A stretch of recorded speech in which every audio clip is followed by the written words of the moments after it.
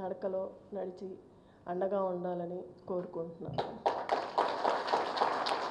గోపన్న ఏ ఆశయాలైతే అనుకున్నారో ఆ ఆశయాలకు అండగా నిలబడి మీ అందరికీ ఏ సమస్య వచ్చినా ధైర్యంగా నిలబడి అన్న ఆశయాలు తీర్చాలని, అందరం కలిసికట్టుగా ఉండి ఆ ఆశయాలు నెరవేర్చాలని కోరుకుంటున్నాను. జై కేసీఆర్, జై తెలంగాణ, జై గోపన్న, జై కేటీఆర్ అన్న. ఈ అవకాశం ఇచ్చినందుకు ధన్యవాదాలు.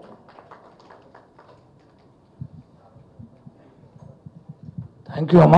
రామన్న మాట్లాడే ముందు కేఎన్ రెడ్డి గారు మన డివిజన్లో ముఖ్య నాయకుడు, వారి సతీమణి లలితారెడ్డి గారు, ఆమె బాగా చదువుకున్న ఆమె, వారు రాజకీయాల్లో నేను కూడా వారితో పాటు పనిచేస్తానని ముందుకు వచ్చి ఈరోజు రామన్న చేతుల మీదుగా కండవ కప్పుకోవడానికి సిద్ధంగా ఉన్నాను. వారిని వేదిక మీదకి రావాల్సింది కోరుతున్నాను. లలితారెడ్డి గారిని, కేఎన్ రెడ్డి గారిని రండి.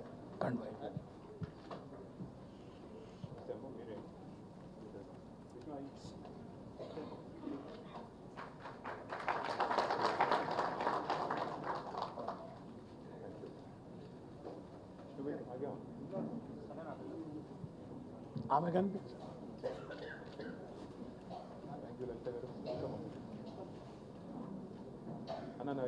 వద్దులే, వద్దు వద్దు వద్దు ఇప్పుడు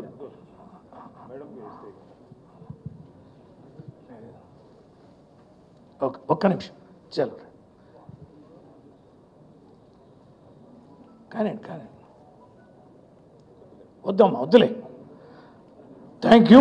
ఇప్పుడు గౌరవనీయులు మన వర్కింగ్ ప్రెసిడెంట్ రామారావు గారిని మాట్లాడాల్సింది కోరుతున్నాను. జై తెలంగాణ.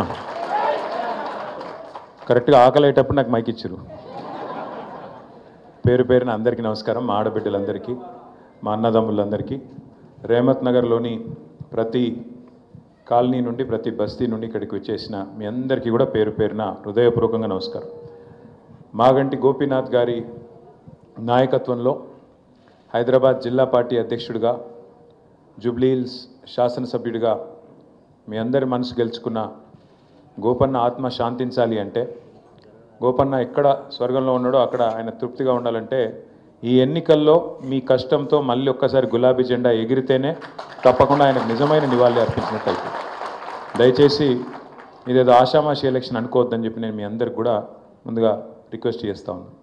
పెద్దలు గౌరవనీయులు ఈ కార్యక్రమ అధ్యక్షులు ఎమ్మెల్సీ రవీంద్రన్న గారు, గౌరవనీయులు మాజీ చీఫ్ విప్ ఈ డివిజన్కి ఇన్ఛార్జ్గా ఉన్న పెద్దలు శ్రీ వినయ్ భాస్కర్ అన్న గారు, గౌరవ మాజీ మంత్రివర్యులు పెద్దలు కరీంనగర్ శాసనసభ్యులు శ్రీ గంగుల కమలాకర్ అన్న గారు, గౌరవనీయులు మరొక మాజీ మంత్రివర్యులు శాసన మండలి సభ్యులు గోపీనాథ్ గారికి ఆప్తులు పెద్దలు శ్రీ ఎల్ రమణ గారు, రాజ్యసభ సభ్యులు గౌరవనీయులు పెద్దలు శ్రీ వద్దిరాజు రవిచంద్ర గారు, మాజీ శాసనసభ్యులు మా తమ్ముడు, ఇంకొక 20 ఏళ్ళనో 50 ఏళ్ళనో 20 साल या 50 साल जब तक है तब तक साथ है మా సోదరుడు విష్ణువర్ధన్ రెడ్డి గారు, అట్లాగే మా భాయ్ సాబ్ ఇప్పటిదాకా మిమ్మల్ని అందరినీ ఉర్రు తొలగించే విధంగా మాట్లాడిన షేక్ అబ్దుల్లా సోయల్ గారు, మనందరి ఆడబిడ్డ మీ అందరి ఆశీస్సులు తప్పకుండా వారికి ఉంటాయని నేను ఆశిస్తున్నా. గట్టిగా సభలు కొట్టరా.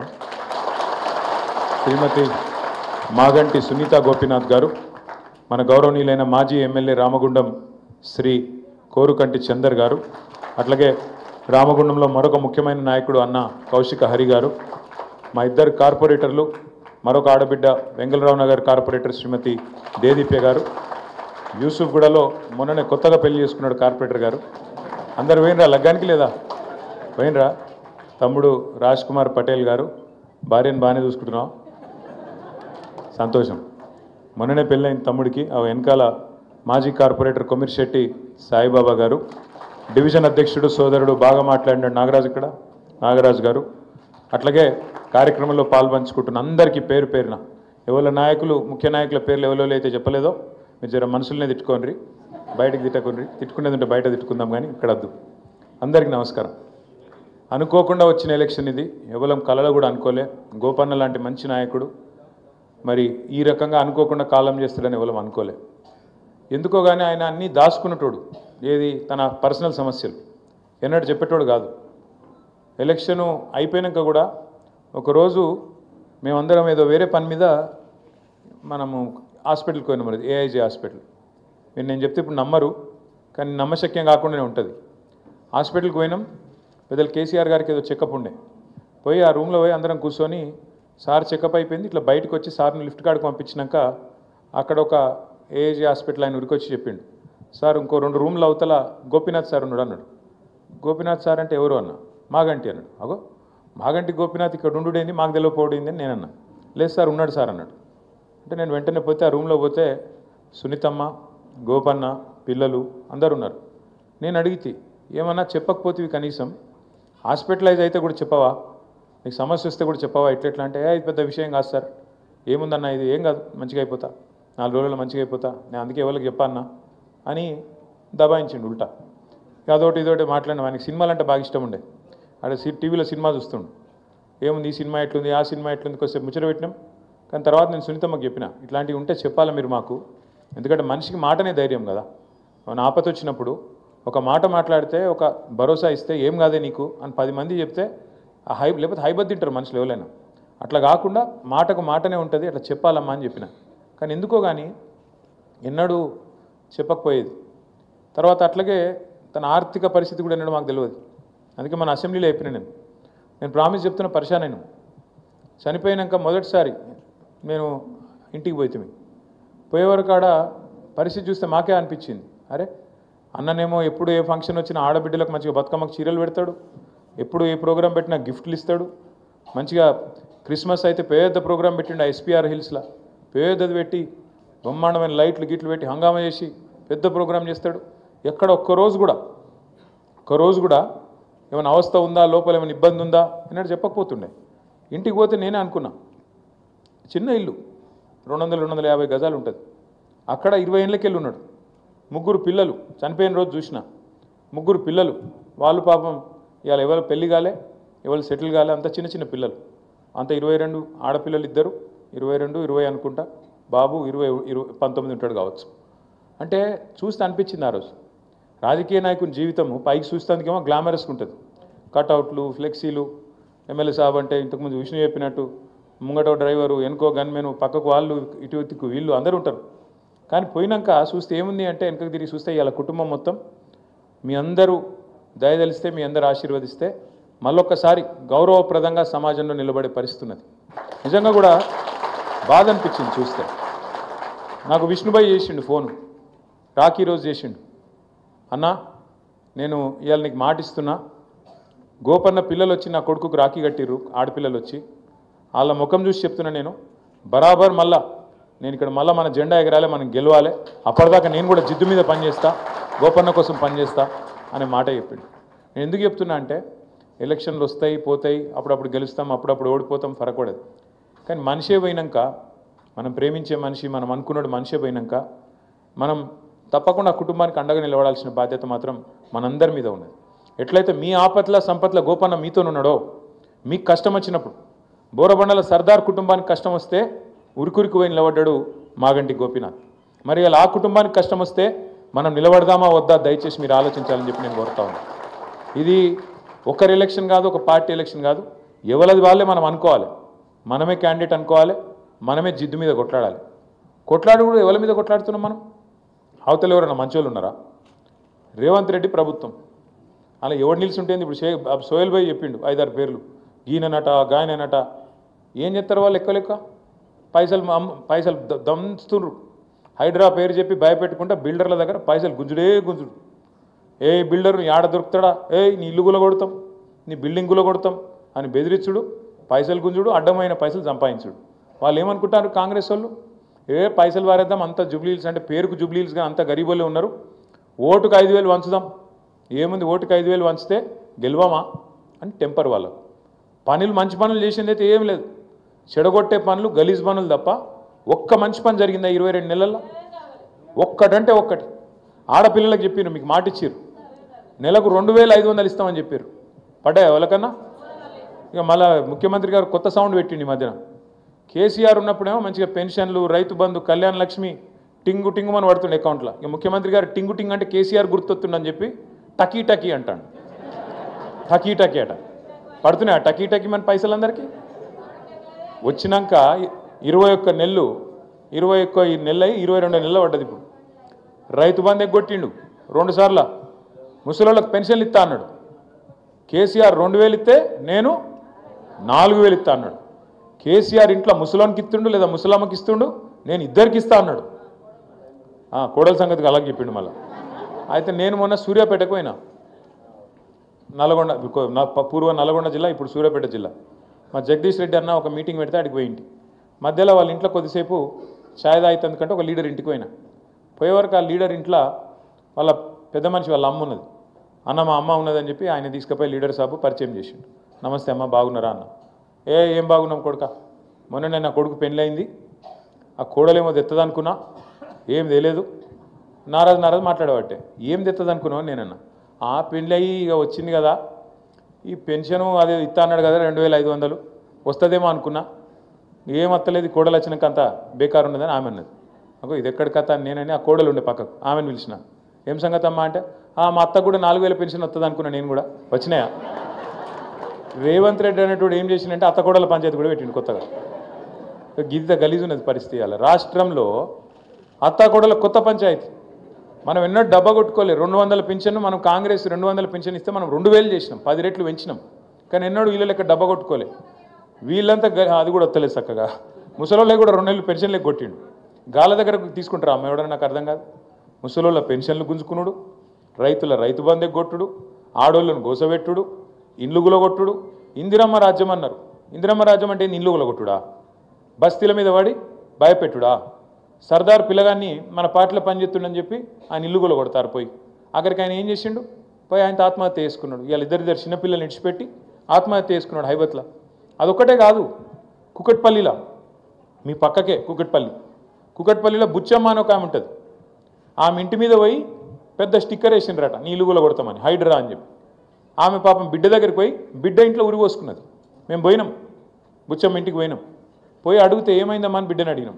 రాత్రంతా ఏడిసింది సారు, ఇల్లు గులగొడతారని స్టిక్కర్ వేసిండ్రు, రూపాయి కూడబెట్టి కట్టుకున్నాం ఇల్లు.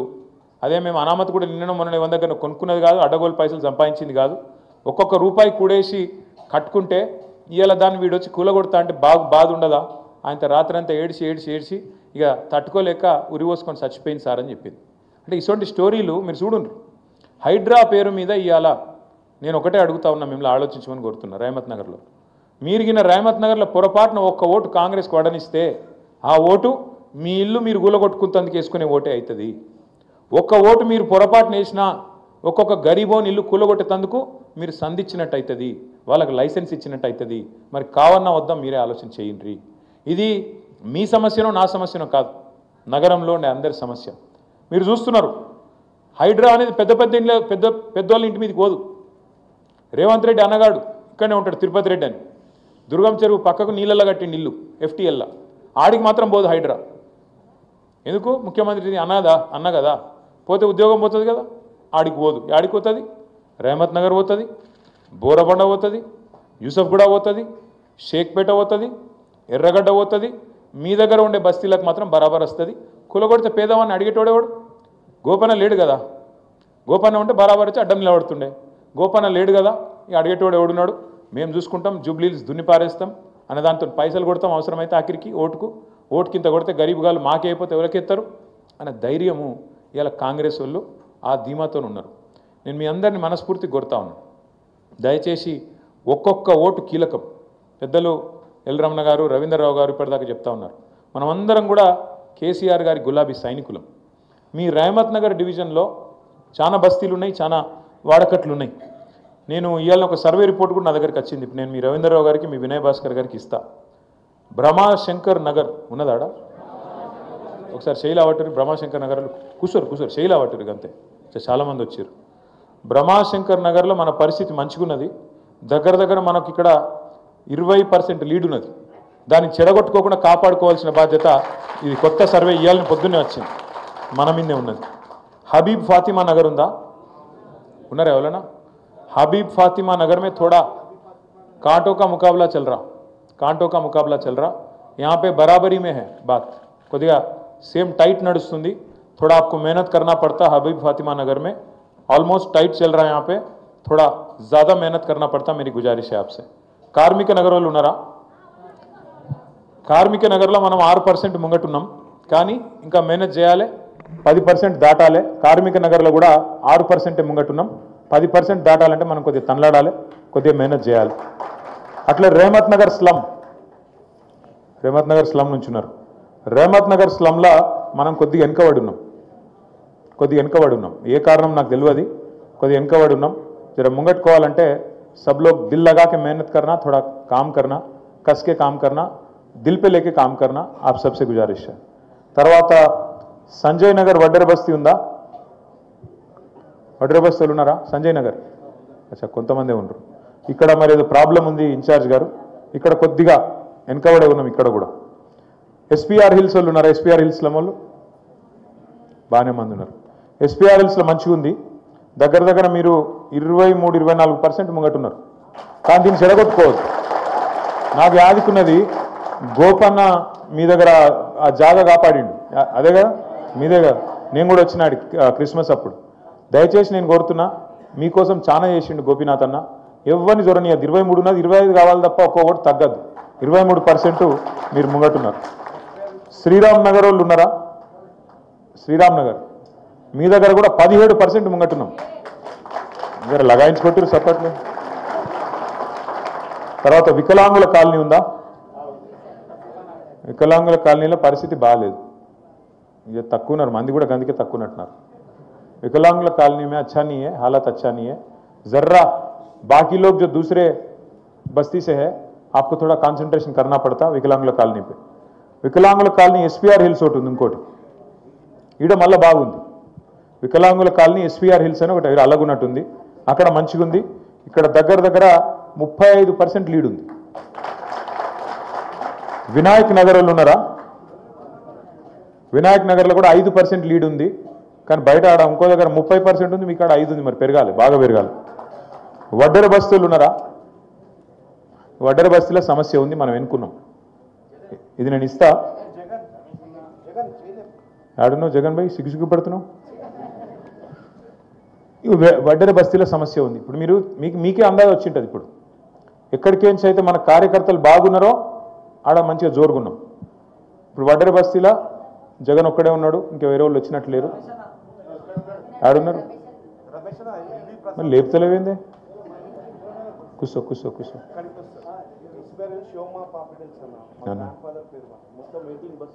अच्छा अच्छा अच्छा अच्छा అదే అందులోనే వస్తుందా? అచ్చా అచ్చా ఎస్పీఆర్ అంటే అదే, అందుకే జోరు మీద ఉందంట. నైస్. అయితే క్లియర్ కనబడుతుంది ఏంటంటే ఎక్కడికేంచి అయితే మీరు బాగా వచ్చిరో అక్కడ జోరుగుంది. ఇప్పుడు నేనైతే నాకు తెలియదు కదా మీరు ఎక్కడికేంచి వచ్చిండ్రో, నేను ఇప్పుడు మిమ్మల్ని అడిగే తెలుసుకుంటున్నా.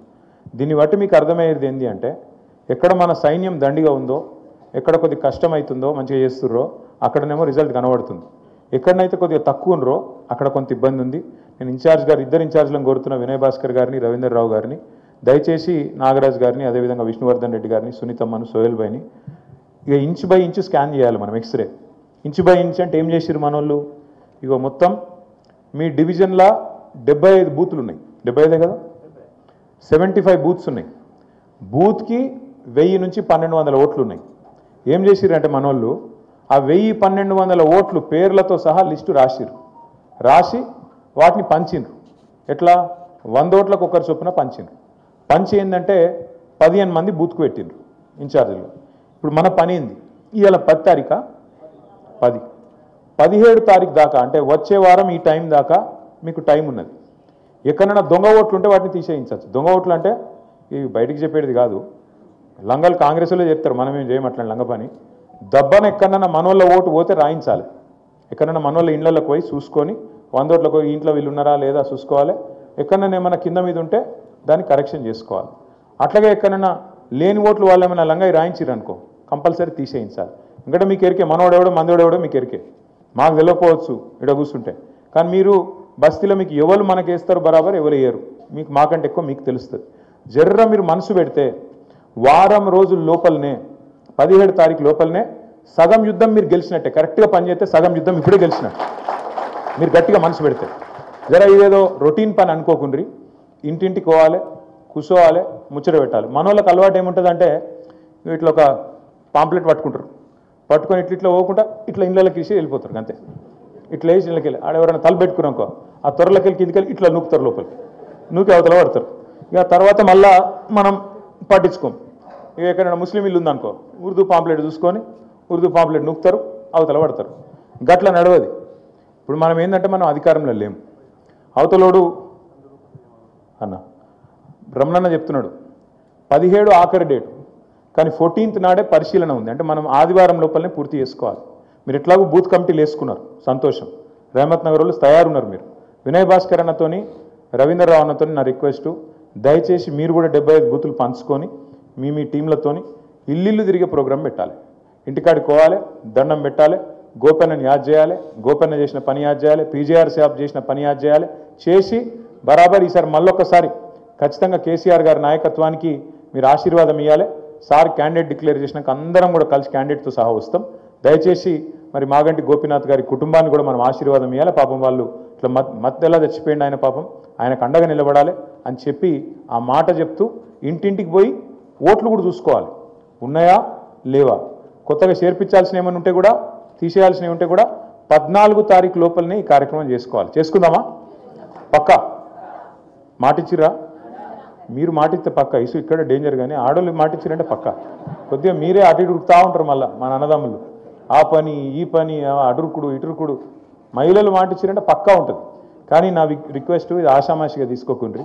మనందరం పర్సనల్గా ఒక యుద్ధంలాగా కొట్లాడితేనే మనకు రిజల్ట్ వస్తుంది. ఎందుకంటే అవతలోళ్ళు తక్కువ ఏం కాదు, వాళ్ళు ఇలా సర్వశక్తులు అడ్డుతారు. అధికారంలో ఉన్నారు, అడ్డగోలు పైసలు ఉన్నాయి, బెదిరిస్తారు. మీరు ఓటేయకపోతే సంక్షేమ పథకాలు బంద్ అయితే అంటారు. మీరు ఓటేయకపోతే మీకు ఇల్లు రానియమంటారు, నీ ఇల్లు కూడా కొడతామంటారు. రకరకాలుగా బెదిరిస్తారు. మాట్లాడేది మాట్లాడాలి, చేసేది చేయాలి. ఎందుకంటే ఆ లోపల పోయినాక ఓటు వచ్చేది ఎవరికి తెలియదు, బ్రహ్మదేవునికి కూడా తెలియదు. కంపల్సరీ మనం ఏం చేయాలంటే మూతోడ్ జవాబు ఎక్కడియాలి, ఆ బటన్ ఒత్తి కారు గుర్తు కారు రైమని ఉరుకుతుంటే మెజారిటీ గోపన్నకు 16,000 వస్తాయి. ఈసారి మనకు 32,000 దాటితేనే బ్రహ్మాండంగా మనం గెలిచినట్లు లెక్క. పోయినసారి కూడా హైయెస్ట్ మెజారిటీ వచ్చింది మనకు మొత్తం జూబ్లీహిల్స్ ఎక్కడ